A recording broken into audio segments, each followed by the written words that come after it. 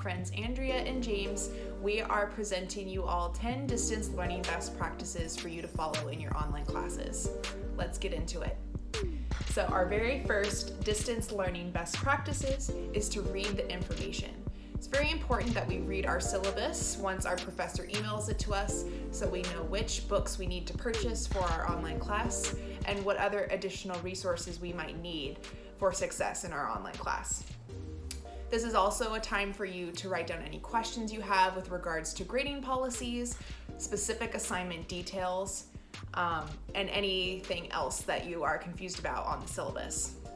The second distance learning best practice is checking your email every single day. Checking your email every day is important to stay up to date with important information about your online class, what you're working on with your teammates, or about what's happening on campus.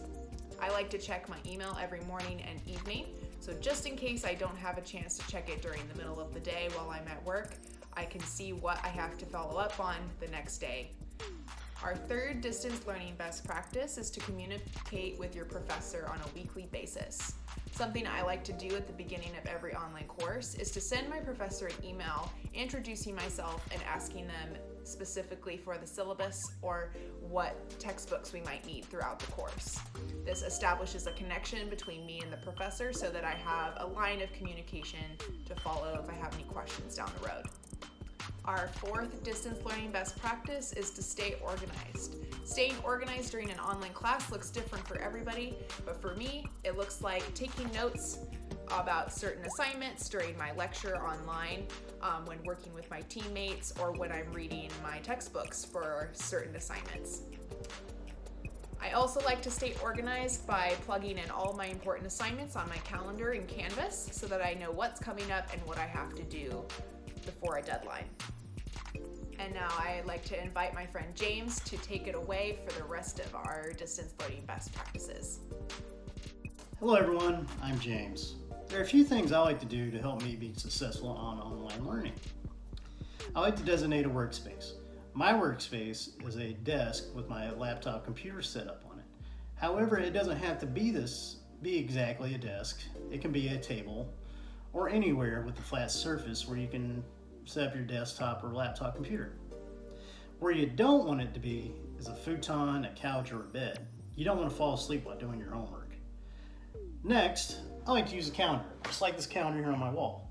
I'll write down my assignments and when they're due, and of course on which day they're due. And also I have a planner where I can take notes about the different assignments that are due on my online classes. I also make it a point to schedule time to do homework. This may sound like a no-brainer. However, sometimes if we don't schedule time, we can end up letting that time get away from us. Next, I like to give it to Andrea. She's going to give us a few more tips of how to become a successful online student. My name is Andrea, and I will be giving you 3 more best distance learning practices. The first one I'd like to talk about is coordinating with your group members.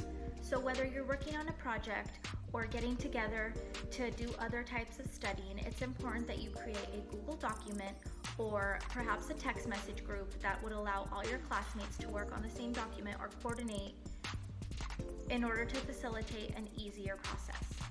The next tip would be getting familiar with apps. So whether that means finding compatible apps on your smartphone that you can also download if you don't have your computer nearby or if you don't have a tablet, that is also a great tool to utilize. Lastly would be ask for help. If you're not certain about a specific topic or if you have further questions, it's very important for you to get in touch with your group mates, classmates, or even your professor.